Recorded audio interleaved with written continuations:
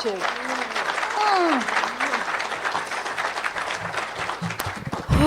God works in strange and mysterious ways.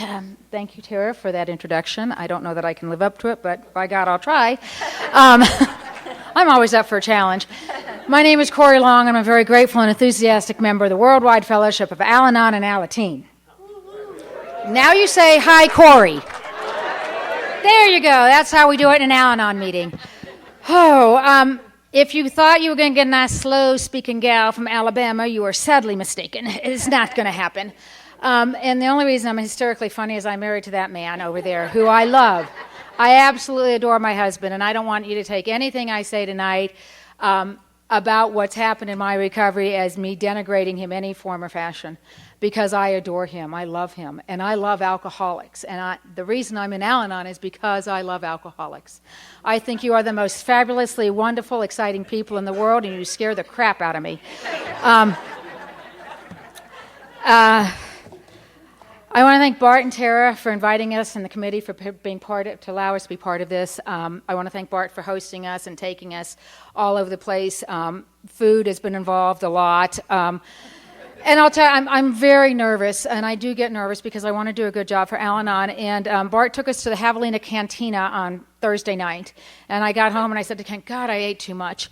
And he's like, oh, you'll be fine. And I got up the next morning, and Kent was in the bathroom when I came in hysteria. Oh, my God, look how much I've gained. I can't get my pants on. My calves have gained weight. And my husband's eyes were like, oh, God, what do you say to that? Because I'm kidding you, there was a gap this big in my pants. And I thought, how did this happen in one meal? And then I went, oh, these are your pants. It's like, oh, yeah, okay. Relax. Deep breath. Deep breath. All is well. All is well. You have other pants. It'll be good. But I've been cognizant about what I'm eating because I do not want that to happen on Monday morning when I try to go home. There is something special about this conference. There is something special about this place. And there's something special about these people. And I want to thank Ashley and Jason for traveling with us. They mean the world to me. And I love you dearly, and you're a wonderful example. So thank you so much. There are people here who got on planes and came because I said, hey, I'm going to Sedona. You want to come? And Shannon has come from Jamestown, North Dakota, and dragged Kathy with her. And Patty has come from Redding, California, and brought Dave with her. And Jay has come from West Sedona by himself. And that is absolutely amazing to me because when I got here, I was living life as if I were looking through a straw, and the only person I was focused on was him. We had no friends.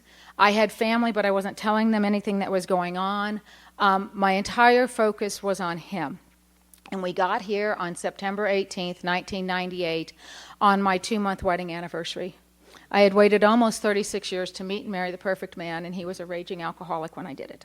And I did not think there was anything wrong with me that his not drinking as much would not fix. I didn't want him to quit drinking completely. I didn't trust people who didn't drink at all. I thought you were a little weird. But I didn't want him to drink as much. I just wanted to drink normally. And what that translates into, normally, is like me. Because I'm the standard by which I judge everybody. And I didn't understand why he couldn't do that. And I thought it had something to do with whether or not he loved me. And what I've learned is alcoholism has nothing to do with whether or not you love somebody. Alcoholism couldn't care less about love. Alcoholism, the family disease of alcoholism, is designed to kill sweet romances and relationships. It is a disease of relationship. And I am today, because of the work that I have done in Al-Anon, I have never not come, but I've done an awful lot of work in Al-Anon. I am convinced of the fatal nature of my disease. The family disease of alcoholism, how I've been profoundly and deeply affected by the family disease of alcoholism. And I do not believe that I will die from cirrhosis of the liver. But my greatest fear is if I don't work this program to the best of my ability, and as if my life depended on it, I will not die young. My greatest fear is I will die old at like 95, angry, bitter, and alone, and wondering why everybody in the world, especially God, hates me. That's what the disease of alcoholism does to me when I am untreated and I don't even have to drink to have it. I would like to tell you that my husband was the first alcoholic I met. I think that makes me like a little smarter, that I just somehow woke up married to an alcoholic. Oh my. But he's not. I didn't grow up in an alcoholic home. That's not a requirement. I'm just profoundly and deeply affected by the family disease of alcoholism. There is something in alcoholics that I am attracted to. I thought it was just his drinking bothered me. Turns out everybody's drinking bothers me. I don't even have to know you. There was a time, whenever we traveled, I'd be watching the airport bar to see who was drinking, because I had to know whether or not there was going to be a drinker on my flight, because I need to know how to handle that situation, because I don't like not being in control.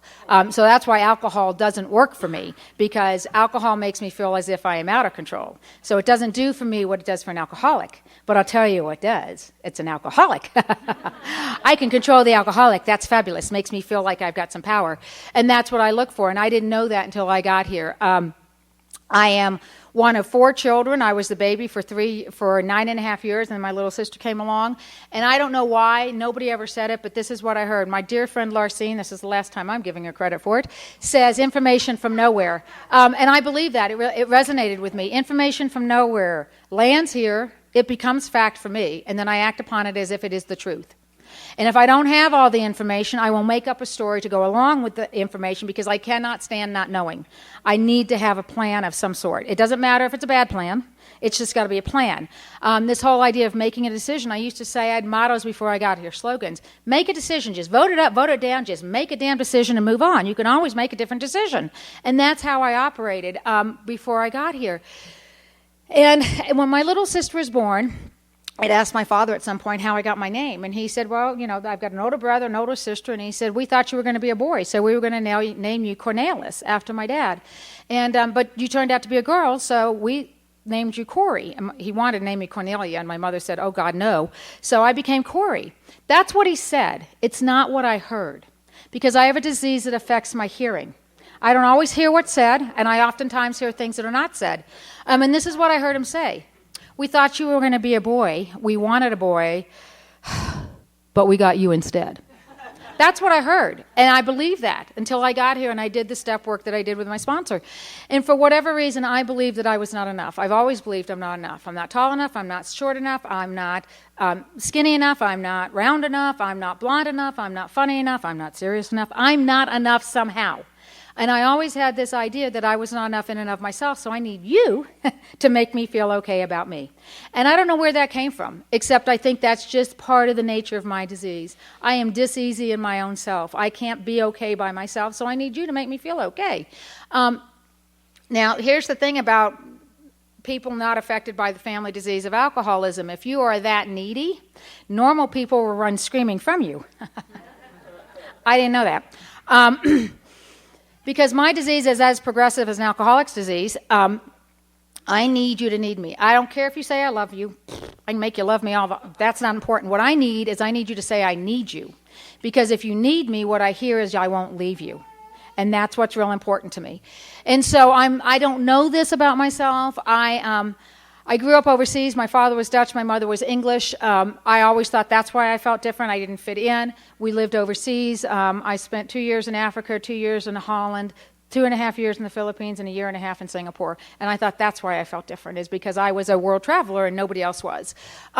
Anything besides myself to explain why I was not comfortable being me. It was always outside of myself. It was never inside. I never looked inward. I always looked outward. When I was 11, my parents sent me to boarding school in Holland. I was the youngest kid on campus. I was goofy as all get out. I used to wear my glasses over my hair because I thought that looked cool.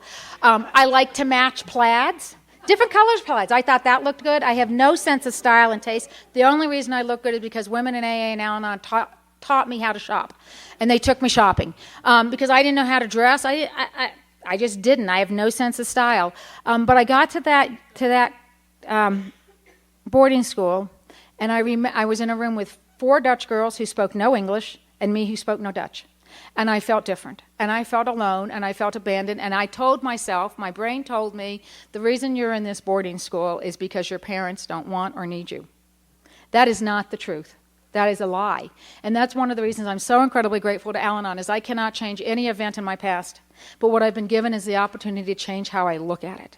And I've been able to change how I look at that event. And what I know today is it must have been incredibly difficult for my mother and my father to send their 3 oldest children thousands of miles away from them, but they wanted a good education for us. And I'm so grateful that I get to look at it that way instead of the way I was looking at it. But I didn't fit in. I didn't feel like I fit in. I had an older sister who had a ball. She just loved being there. And I was crying myself to sleep every night. And she came down one night and she said, I hear you've been crying yourself to sleep every night. And this is what I want. I wanted her to acknowledge my pain. I wanted her to acknowledge my loneliness. And I had all these expectations of what a big sister was going to do. And what she said was, you're embarrassing me. Stop it or I'll beat you up. And she was capable of doing it and had done it before. And so I started stuffing feelings. I started being who you wanted me to be so that you would be okay with me and that you wouldn't leave. That's what I learned to do. And I came home after 2 years. I went to school in Dunwoody, Georgia, and I was sure the reason I didn't fit in there was because, they're all from Dunwoody, Georgia. Nobody had been a world traveler like me. So that inferiority-superiority complex I heard talked about in meetings, it was like, ooh, I don't like hearing that. I don't like hearing that. My father came home and said, we're moving to the Philippines. I said, excellent, because it was the first time my older sister wouldn't be there, my older brother wouldn't be there, and my little sister wouldn't be there. I could be me. For the first time ever, I could be me. But at the age of 13, I had no idea who I was at that point, because I was whoever you wanted me to be. And I was very active. I was in the pep club. I played softball. I managed boys' soccer team because I need attention. And I'm drinking, but the only reason I'm drinking is to fit in. I don't drink well. I'm really bad at it. It gives me a headache, and a half a glass of wine, and I'm like asleep. So what's the point? Yeah, exactly. I can tell the Al-Anons because they're going, yeah, and the AAs are going,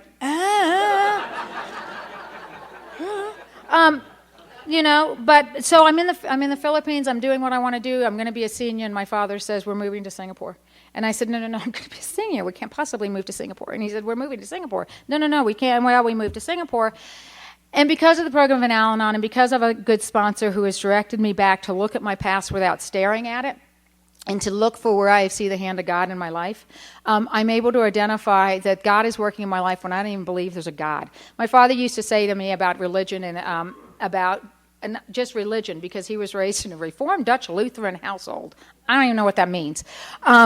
And he said, when you're old and wise enough, you'll figure it out for yourself. So I had no religious upbringing whatsoever when I got here, which turns out to be a gift. I had no baggage. But so I go to Singapore, and when I am in Singapore, I meet the man who becomes my husband 17 years later. How does that happen? Besides a God who is full of mystery and awe. Kent and I did not date in high school. I don't know about you. I suspect there's a couple of women here who might relate to this. I don't know how to date. I'm instantly in love. You express any interest in me whatsoever, and we are going to trudge the road to happy destiny together. Go team. And so I don't know how to do this dating thing. Kent's got a serious girlfriend. He is, as he said last night, he's the student body president. He is the king of the junior-senior prom. He is best voted most sparkling personality. And he's got best legs in powder puff football. I'm on the bottom pyramid of the cheerleading squad.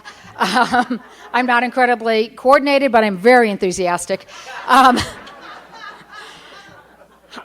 When Kent and I got together, we were looking at the high school yearbook.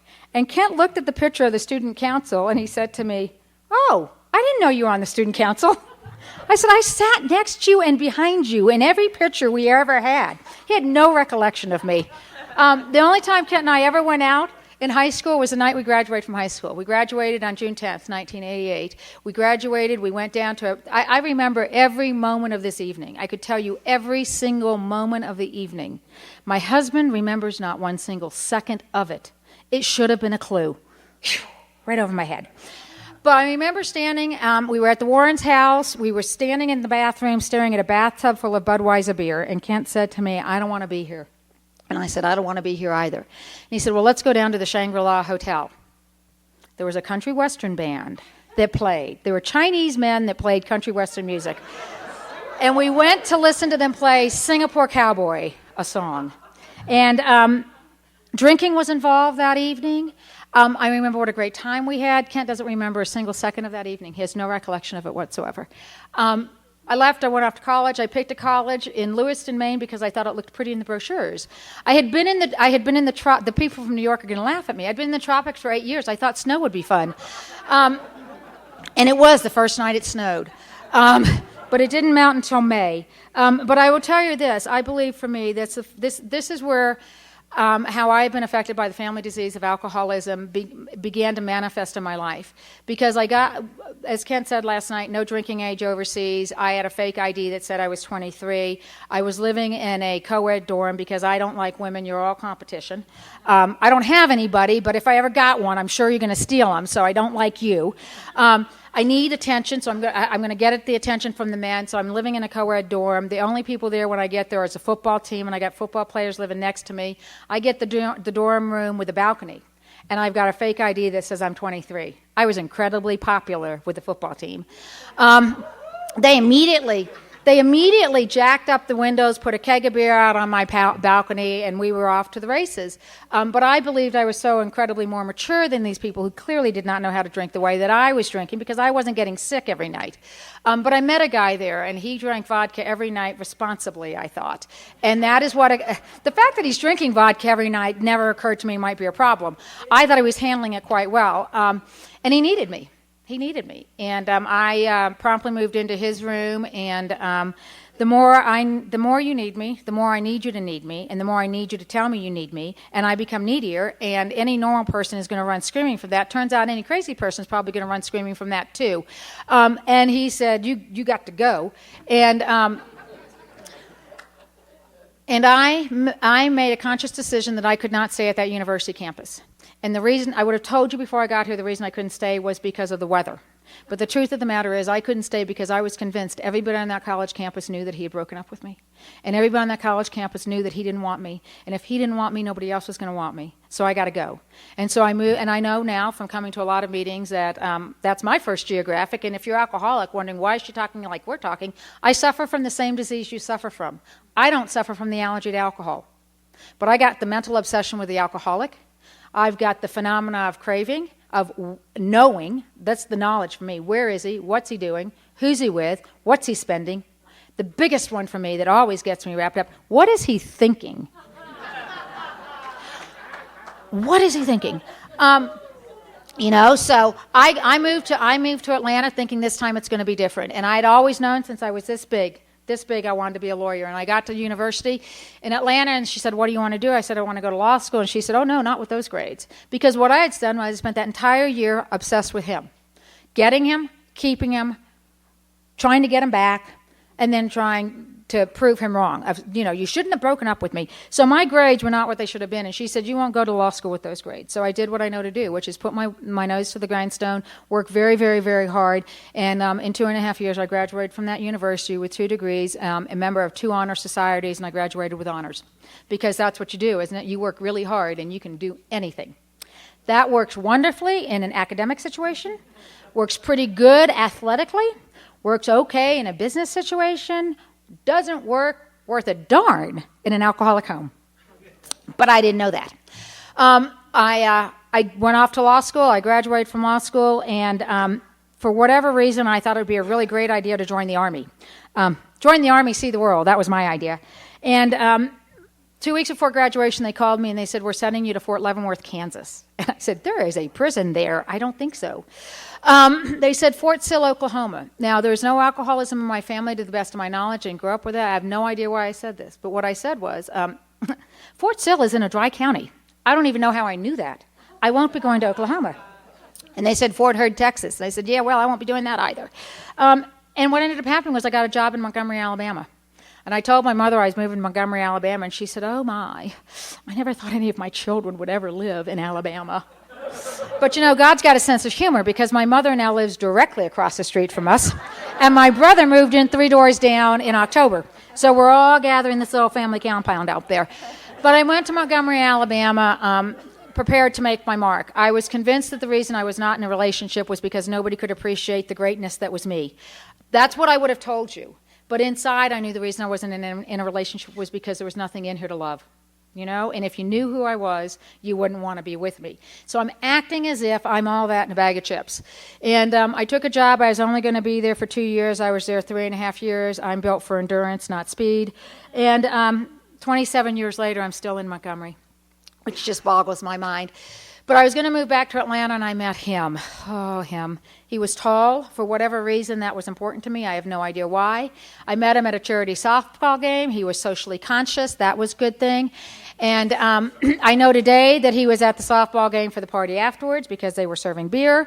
I didn't know that. And at the party afterwards, he talked to me, and he expressed an interest in me. So, of course, I'm in love. And he asked for my phone number, and I thought, oh, my God. Tall, socially conscious. I mean, I've just won the lotto here, right? I gave him my phone number. I went home. He called me that evening, and he said, call me about 10 o'clock. And he said, look, the party's still going on. I need to get to work tomorrow morning. And I thought, and he's employed. He's got a job. Yay! What more could you want? Can I sleep on your couch tonight? And I said, yes, he could sleep on my couch tonight. And I am proud to report to you that he slept on my couch that night. It was the only night in the next 2.5 years that he slept on my couch, but by God, he slept on my couch that night. And he instantly moved in because he needed me. And he told me that the reason his first marriage hadn't worked out was because she was a witch. That wasn't the word he used. That she had taken all of his money. And here's an old idea I came into the program with, and I was in the program for a while before I delved deep enough to realize this was an old idea. And this was an old idea I brought with me. If you love me, you will not lie to me. Yeah, that's a really hard one to have in an alcoholic home, just FYI. Because I thought, if you love me, you won't lie to me. And I would say to him, if you would just tell me the truth, I'd be okay with that. And that's the big giant lie, too, because it's not. I wouldn't have been okay with it. I'd have only been okay with it if he was telling me what I wanted to hear. And it was the truth, which was impossible in that relationship. For whatever reason, the men I am attracted to, they like Budweiser beer and firearms. And I don't know what that's about, but it seems to be a pattern for me. So if you like either one of those things, you guys need to run screaming from me. But this guy, see, I am so far already, not in a relationship, but in the depths of how I am affected. My own internal spiritual malady of looking for something besides me to fix me. I am convinced myself the only way I'm going to keep him is to give him a credit card. I will purchase your love. I think that's one of the things my husband has mourned since recovery. Is my needing to purchase things to make him love me. But I felt like I needed to purchase his love, so I got him a credit card. He had a 3-year-old son. I wanted children desperately. I love that there are children at this conference. Scott Redmond used to say, don't get upset by the sound of children in a meeting because it's the sound of families that should not be together. It's made me change how I listen to children in meetings.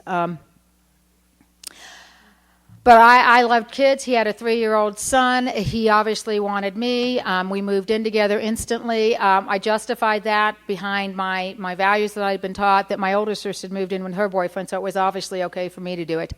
And I don't know whether he was an alcoholic. What I've been taught in Al-Anon is if it walks like a duck, if it quacks like a duck, if it's got feathers like a duck, and it waddles like a duck, doesn't matter whether it's a duck or not, you treat it as if it's a duck.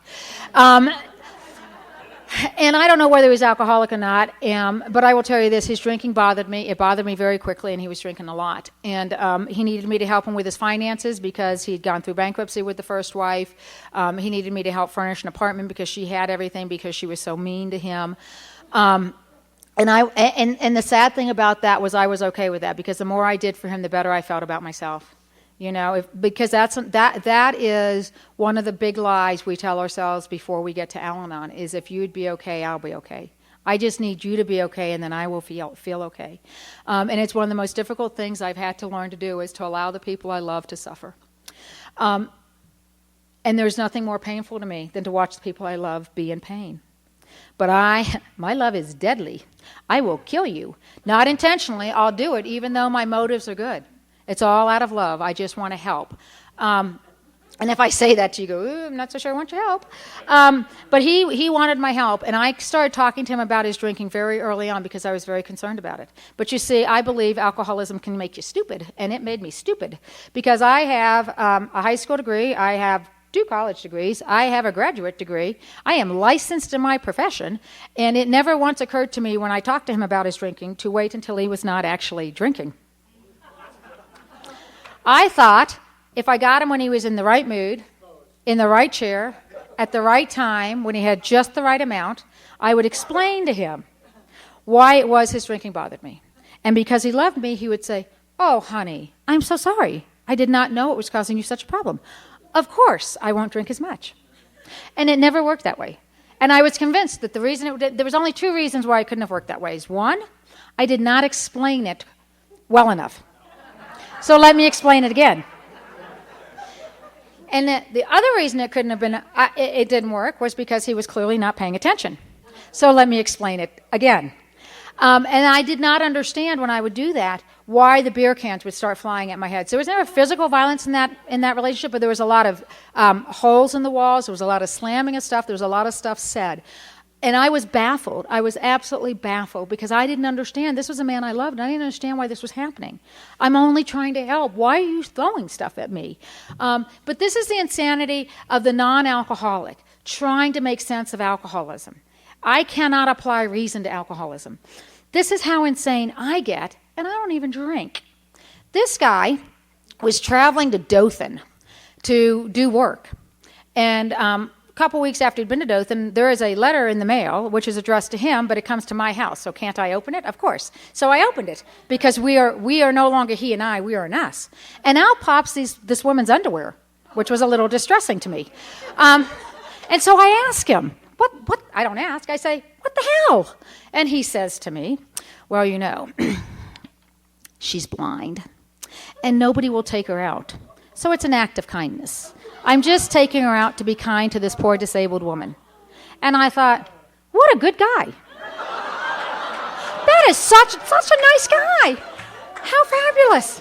What a kind guy. I was in program, I am not lying to you, 10 years before it occurred to me. She sent him a hardback book 2 weeks later that she had written on the inside cover. How is a blind woman writing on the inside cover of a hardback book? Never occurred to me that that might not be the truth. But that's the insanity, because here's the thing about my disease. If I don't want to see it, I'm not going to see it. If I don't want to look at it, I'm going to make it be something else. It cannot be. I cannot be looking at the problem. It cannot be this. It's got to be something else. And that's how I deal. That's how I don't deal with stuff. I just pretend like it's not happening. This has not happened to me. He loves me. And this idea of insanity, when people in AA, first year Kent was sober, we went to an open AA speaker meeting every Saturday night, and we went to dinner, and that was date night. And I'm so grateful for Alcoholics Anonymous, because by the time I got here, I couldn't believe a damn thing that man said to me, because he'd lied about so much. And the guy before had lied about so much. I couldn't believe it. But I'd come to AA meetings, and you would tell me about the family disease. You'd tell me about alcoholism and what people did in alcoholism. And it began to occur to me, he hadn't been doing it to me. That when you talked about the insanity, about them not wanting to drink and saying, "I'm not going to drink," and then drinking anyway, I started looking at what I was doing, and I remembered saying to myself, "I'm not going to say anything when he comes in the door. I'm not going to say anything when he comes in the door. I'm not going to say anything when he comes in the door." The door would open, and I'm like the dog. And you can tell, I'm a big talker. I am a big talker. We've got to the place in my household where Kent will say to me, "Honey, I am done listening. You can quit talking now, but I'm done listening." And I appreciate that today, because I just want to talk. And he came in the door one day, and he came in the door with a case of beer and a sawed-off shotgun. And I could not stop myself. And I'm just, blah, and he locked himself in the bathroom. And he stood on one side of the bathroom door, and I stood on the other side of the bathroom door, and I want to tell you, I talked him out of that bathroom because I loved him. He stood there and said, "I'm just going to kill myself." I know, that'll make you feel better. I'll just kill myself, because apparently drama goes along with alcoholism. And very dramatic. "I'll just blow my brains out. That'll make you happy." And I stood on the outside of that door for an hour and a half, and I talked that man out of that bathroom. And I'd like to tell you, I talked him out of it because I loved him. And I think I loved him as much as I could possibly love him. But the truth of the matter is, and what the inventory revealed to me, and what my sponsor very kindly and gently pointed out to me, is the reason I talked him out of that bathroom was, how would it look? How would it look that this man would rather be dead than to be with me? That is, I can't dress that up. You cannot make that look good. You just can't. And that's why I did it. I wanted him out so that I would not look bad. I didn't want you to think I'd failed. When Kent and I got together, I said to him, I will be a widow before I'm a divorcee. And he said, okay. And then he said, now you got to remember, he got sober on our 2-month wedding anniversary, so the whole time we're dating, he's drinking. But he said after about 5 seconds, hey, that means I got to be dead. Yes, it does. And I was okay with that, and we laugh about that today. But the truth of the matter is, how would it look that I failed at a marriage? How would that look? And that was something that played a part in everything I did my whole life. How would that look? What would you think of me? And I know you were going to be as stunned as I am when I tell you that first relationship didn't work out. No, really, it didn't. What happened was, though, when you're buying somebody's love, you got to continually buy stuff. And what happened was he wanted to buy a house. And if he'd picked any other house besides the house next door to his parents, you'd have a different speaker. But he picked the house next door to his parents. And I said, I'm not buying you the house next door to your parents. So he went and he picked a house that cost twice the amount of money. And I have a huge fear of financial insecurity. Don't have any idea why, but I had it when I got here. I said, I'm not buying you that house. And we got in this huge fight. And by this point, he has moved from Montgomery to Birmingham to take a job. And Birmingham is a lot like Phoenix. There's a lot of area. He could have lived south of Birmingham. We could have lived south of Birmingham. He picked north of Birmingham. And this is the insanity. And I don't remember this. I don't even drink. I am living in north of Birmingham. I am driving 2.5 hours to work every day, going back to Birmingham every evening because I cannot possibly allow him to be home by himself. What would he do if I'm not there to watch him? I'm not telling anybody I'm living in Birmingham. I have an apartment in Montgomery that I'm paying for, and I'm paying for the one in Birmingham. That is my insanity. And people say, I don't know why you go to meetings. Really? Let me just tell you a little bit about me. And I'm doing that. And he stormed off, and he left. He didn't come home that night. And when he came home the next morning, he said, I think I need some space and time. And this is the hand of God. I said, take as much space and time as you want. The ship just sailed. And I packed everything up and I moved home. I moved back to Montgomery. And I'd like to tell you that strength and that courage lasted. It did not. Turns out I have the defects of character of vengefulness and vindictiveness. And I drafted a legally binding contract, and I put in that contract how much I thought he owed me. I knew nothing about sprees. I knew nothing about the guilt, shame, and remorse that he was feeling, and I coerced him into signing that legally binding contract where he agreed to pay me X amount of dollars each month for the next 3 years until I was paid in full what I thought he owed me. And I am not proud of that, but that's where the disease takes me. And he met somebody that night. He married her. She knew nothing about me. And every fourth day of the month, if I didn't have the check in hand, I'd call him and I'd say, you need to pay me or I'm calling her. And I'd have that check the next day. And I'm not proud of that, but that's what happens to me when I'm in active alcoholism. So the decision I made at the end of that relationship was that I wasn't going to date anybody who drank. So I immediately stalked a man who had 20 years in AA. And I would go to dinner. I knew nothing. I mean, he told me he had 20 years sober in AA. He goes to meetings, told me all that stuff. I couldn't hear it. I just couldn't hear it. And we'd go to dinner. I'd say, have a glass of wine. He said, I'm in Alcoholics Anonymous. I don't drink. And I'd say, well, it's just wine. It's not really drinking, is it? He'd say, yeah, no, I don't think I'll have one. That didn't work out. And then Kent found me on the internet in 1997. He found me on February 1st, 1997, again, the hand of God, because I typed the phone number in incorrectly into the email, and he spent an hour and a half on the phone dialing numbers into the phone until he got me. Didn't know where he was, didn't know if I was married, didn't know what my last name was, if I'd kept my maiden name, nothing. And at 9 o'clock on February 1st, 1997, my husband called me. Our first phone call was 11 and a half hours long. Yeah? Yes, gee, oh, God. Yeah, and I know how that conversation went. Now it went da-da-da-da, uh-huh, uh-huh, uh-huh, just so I knew he was on the phone. And at some point in the course of the conversations, two things happened. I said two things I would never have said, because by this point, I have absolutely no self-esteem. I feel as if that I've done things that I believe are unforgivable. I have said things. I have this idea that I am so much worse than I actually am. I came in thinking I was on the bad girl list. I am on the goofy girl list. But I was convinced that nobody would want me. And at some point in the course of that conversation, I said to Kent, yeah, but do you want me? And he said, yeah, I'm in love. And I said to him, I want a man who doesn't drink. And he said, I don't drink much. Well, how much is much? And he said to me, about 5 or 6 beers a week. Well, one, it's beer, so that's clearly not drinking. And 2, it's 5 or 6, clearly not alcoholic.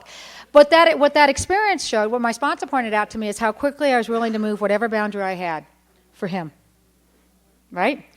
Right out the window. And as Kent said last night, I had a house, I had a job, I had a career, I had a car, I had health insurance. We promptly moved him down because I'm Canadian. I am like the Royal Mounties. I've got my man. By God, I'm keeping him. And we moved him down.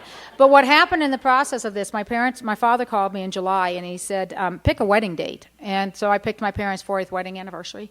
And I called Kent, and I said, hey, how do you feel about getting married? And he said, okay. We hadn't talked about it.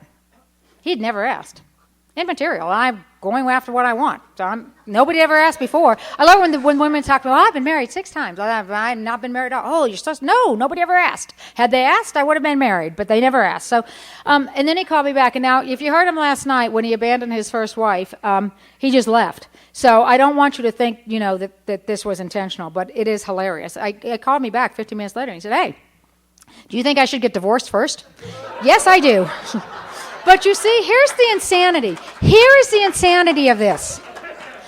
Normal people would have actually waited until he was divorced to plan a wedding.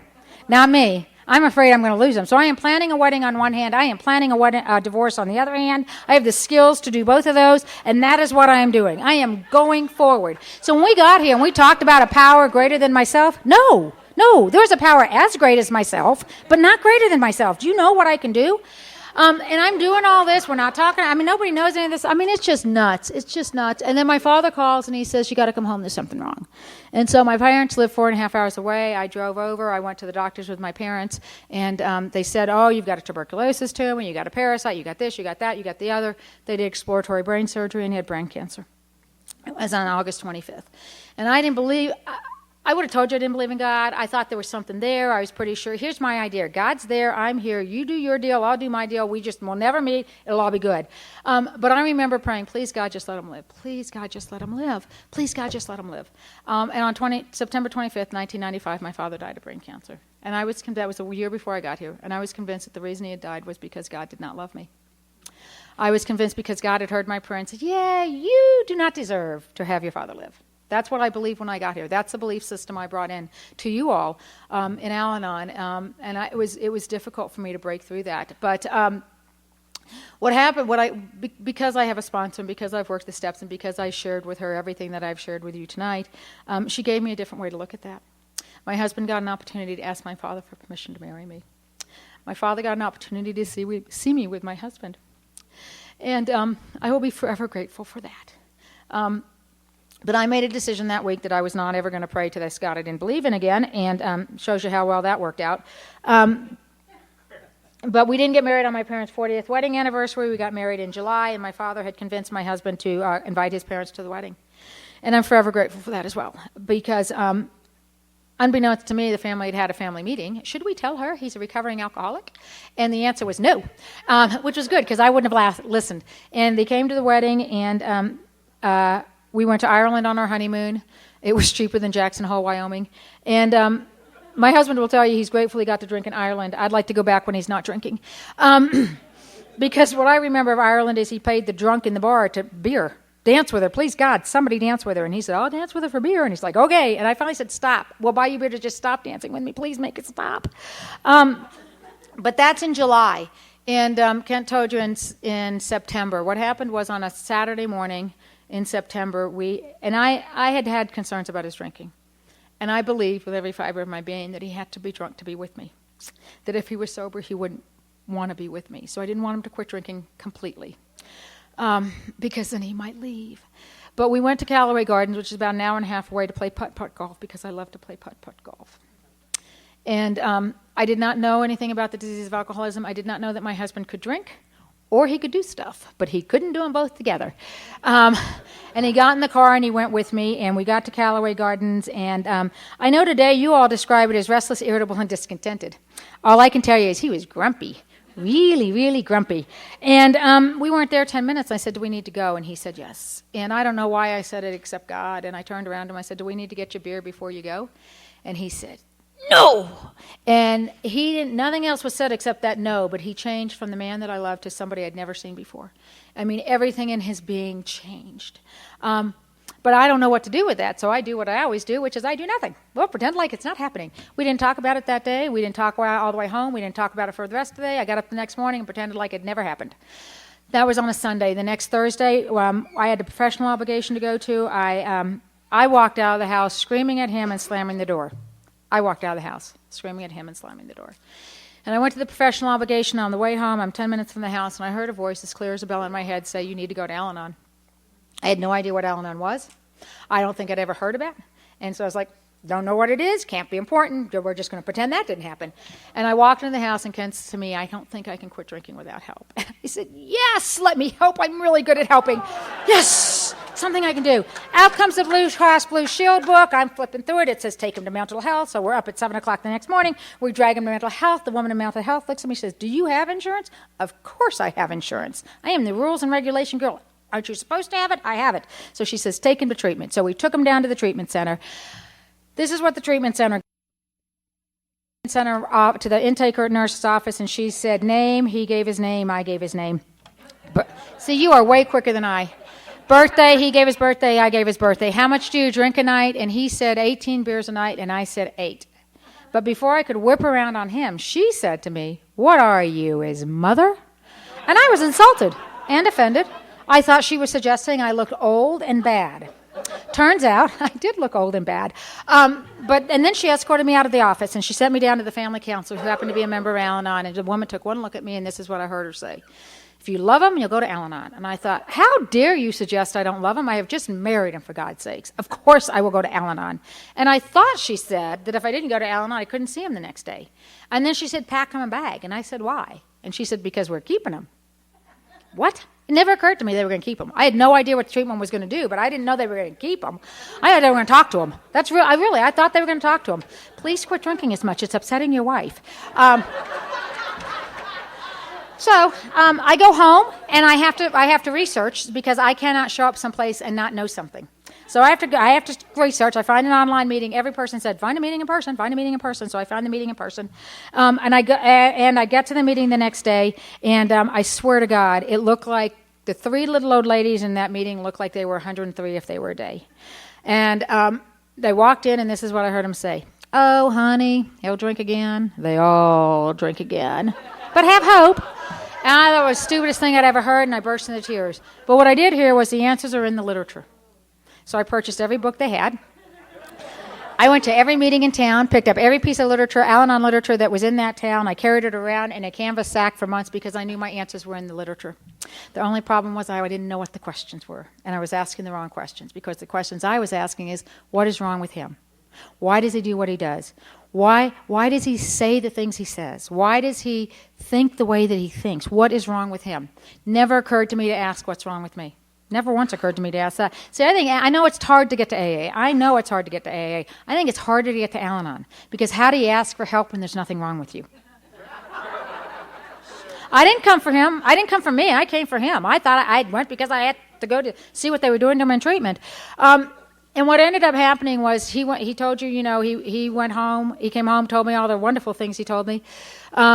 He slept like a baby. I did not, but it never occurred to me to leave. But he went to AA the next day. He got a sponsor. He came home and he said, "I got to go to a meeting every day for a year." And being the spiritual giantess I was, I said, "Well, what the heck am I going to do?" And he said, "Well, I think you should do an Al-Anon on what I do in AA." And that began the next 6-month process of my husband sponsoring me in Al-Anon.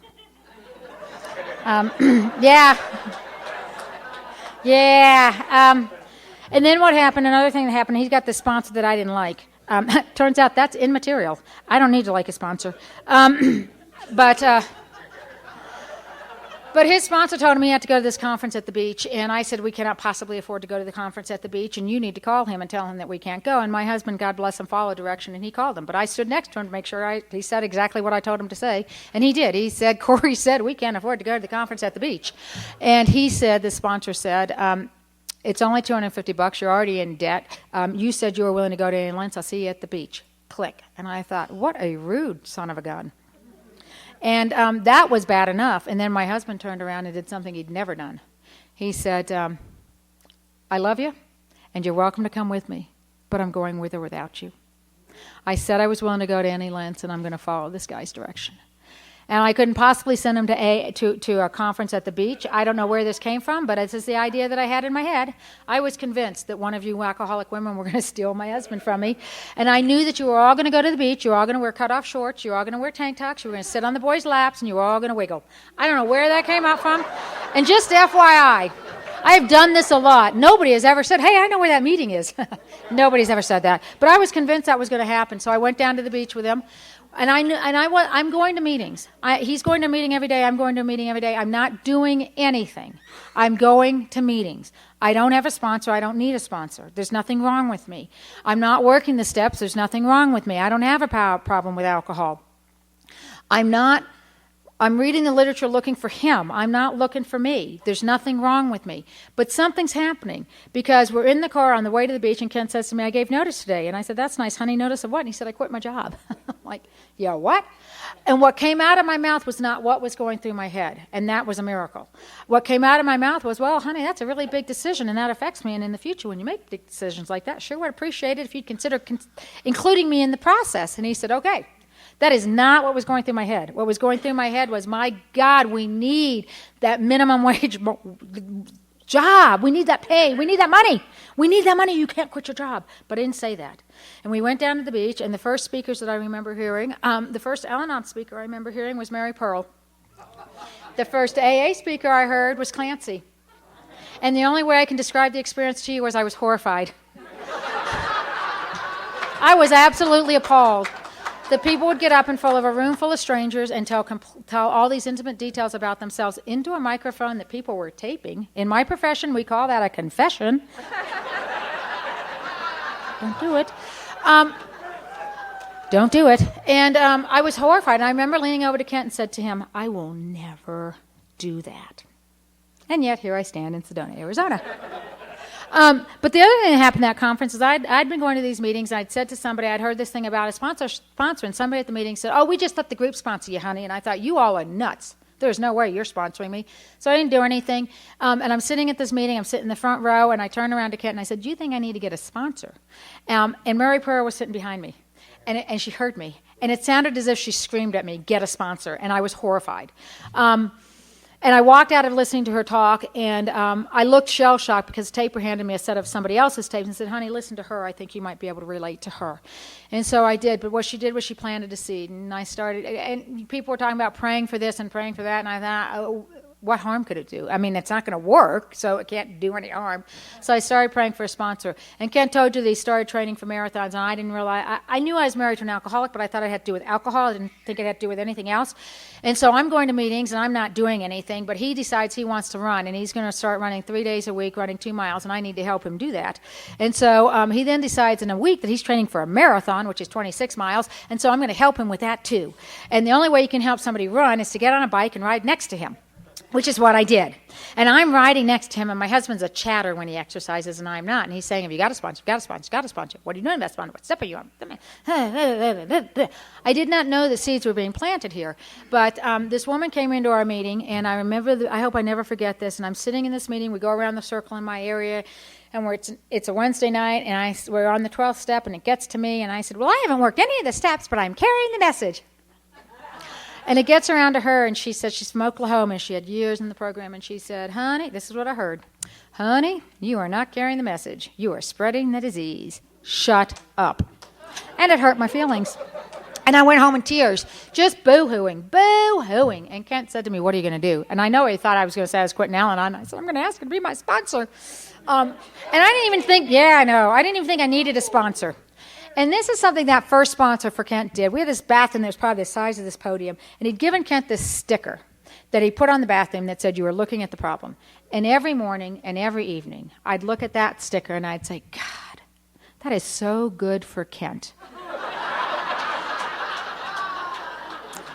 And I did it for 6 months until that woman said, you were spreading the disease. And I thought, oh, God, it's me.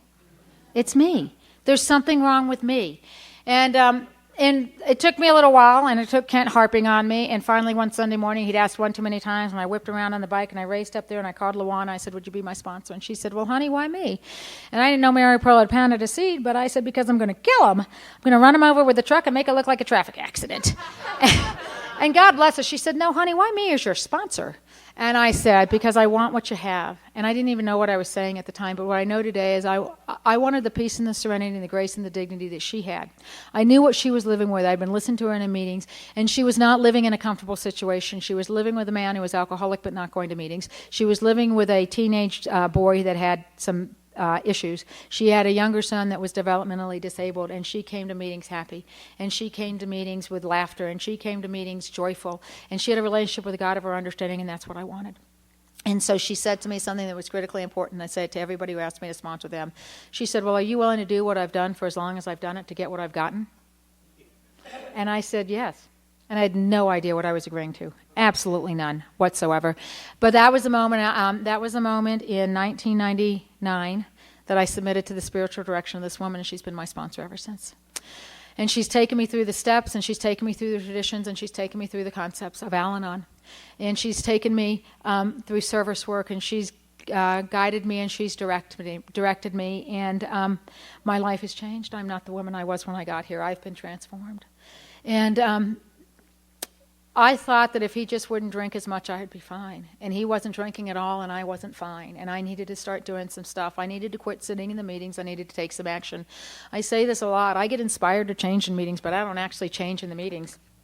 I have got to do some work, and I did the steps, and I did a lot of hard work, and I'm watching my husband do stuff in AA, and I'm watching something going on with my husband, and I know there's something going on with him because it's just not quite right. And we've had financial issues for a long time, and things are showing up in our house that can't possibly show up on his allowance, and they include things like a ginormous gun safe. And I asked him, I said, wow, that's a really nice gun safe. He said, yeah, I bought it on layaway, and my husband is the king of instant gratification. And I knew he hadn't bought it on layaway, and I knew he was lying to me.